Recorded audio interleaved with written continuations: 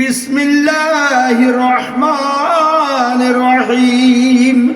আল্লামাল কুরআন খলাকাল ইনসান আল্লামাহুল বায়ান।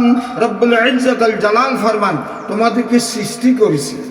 সৃষ্টি করার পর দেখেন, খেয়াল করেন, মনোযোগ দেন, এগুলোর দিকে তো খেয়াল করেন না আপনারা। শয়তানের দোকায়, নফসের দোকায়, এখন তো শয়তান যে বন্দি করে রাখছে।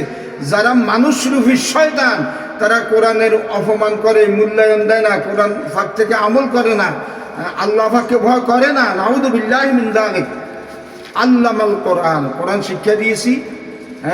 আল্লামাহুল বায়ান, তোমাদেরকে কথা বলার, তোমার মনের ভাব প্রকাশ করার জন্য কথা বলার তৌফিক দিয়েছি, বয়ান করার তৌফিক দিয়েছি, ওয়াজ করার তৌফিক দিয়েছি, সাবাবাজি করার তৌফিক দিয়েছি আমার বিপক্ষে, আমার রাসূলের বিপক্ষে। নাউযু বিল্লাহি মিন যালিক।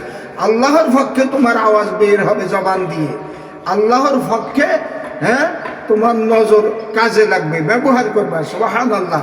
তাহলে তো তুমি আল্লাহ তাআলার শুকরগুজার বান্দা হিসাবে আল্লাহ পাকের দরবারে কবুল হয়ে যাইবা, তোমার জীবন ধন্য হয়ে যাবে ইনশাআল্লাহুল আজিজ। আলহামদুলিল্লাহ।